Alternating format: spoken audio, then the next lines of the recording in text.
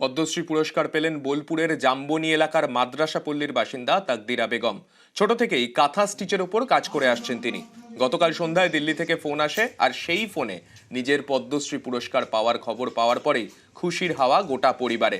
সমাজের পিছিয়ে পড়া মহিলাদেরকে কাঁথা স্টিচের কাজ শিখিয়ে তাদের এগিয়ে যেতে সাহায্য করছেন। বছরের পর বছর ধরে এই কাজ করে আসছেন তিনি এবং বোলপুরের জাম্বুনি এলাকার মাদ্রাসা পল্লীর বাসিন্দা তাকদিরা বেগম পদ্মশ্রী সম্মানে ভূষিত হয়ে তিনি যথেষ্ট আনন্দিত। তিনি ছোট থেকেই কাঁথা স্টিচের উপর কাজ করে আসছেন এবং এই কাজ করেই সংসার চালান তিনি। গতকাল সন্ধেবেলায় তার কাছে ফোন আসে দিল্লি থেকে এবং সেই ফোন আসার পরেই তিনি, তার পরিবার এবং তার গোটা এলাকা আনন্দিত হয়ে ওঠেন।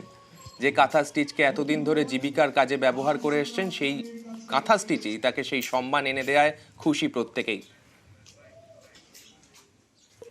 আমি 30 বছর ধরে কাজ করছি। কাজ করে মানে স্টেট অ্যাওয়ার্ড,